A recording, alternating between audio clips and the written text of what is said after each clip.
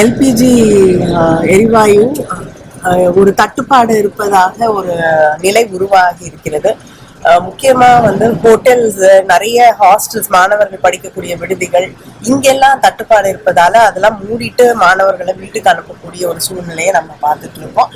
ஆனா வீடுகளுக்கு எந்த தட்டுப்பாடும் இல்லை என்று அமைச்சர் தெரிவித்தாலும் வீடுகள்ல பல பேர் ஆன்லைன்ல புக் பண்ணணும் அப்படின்னு முயற்சி செய்யும் பொழுது கிடைக்க மாட்டேங்குது அப்படிங்கிற ஒரு கம்ப்ளைண்டும் இருக்கு. அதனால இந்த குழப்பங்கள், இந்த பிரச்சனைகளை எல்லாம் விரைவிலே ஒன்றிய அரசாங்கம் அதற்கு ஒரு தீர்வு காண வேண்டும். நிர்மலா சீதாராமன் மக்கள் கரியெடுப்புக்கு பழகிடணும்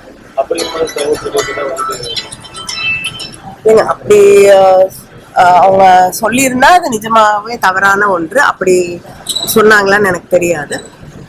ஆனா இருக்கக்கூடிய ஒரு இது போர் இருக்கக்கூடிய ஒரு சூழல், அப்பொழுது மக்களை பாதுகாக்க வேண்டிய கடமை ஒன்றிய அரசாங்கத்திற்கு இருக்கிறது. அவர்களுடைய அன்றாட தேவைகளை அவர்களுக்கு தந்து அவர்களை பாதுகாக்க வேண்டிய கடமை ஒன்றிய அரசாங்கத்திற்கு இருக்கிறது. விரைவில் தேர்தல் அறிவிப்பே இன்னும் வரல, அதுக்குள்ள தேர்தல் அறிக்கையை வெளியிட முடியாது இல்லையா?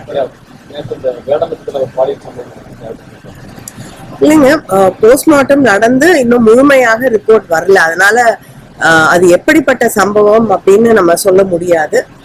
ஆனா நிச்சயமாக ஒரு இளம் பெண்ணுடைய உயிரிழப்பின் ஒரு கொடுமையான சம்பவம் நடந்திருக்கு.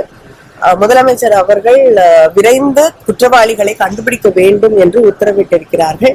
ஒரு ஏடிஎஸ்பி தலைமையில 4 டிஎஸ்பிகள், 6 இன்ஸ்பெக்டர்ஸ் இதற்காகவே தனிப்படையாக அமைக்கப்பட்டிருக்கிறார்கள். 10 தனிப்படைகள் அமைக்கப்பட்டு எல்லா இடத்திலையும் விசாரணை நடந்து கொண்டிருக்கிறது. குற்றவாளிகள் நிச்சயமாக விரைவிலே கைது செய்யப்படுவார்கள்.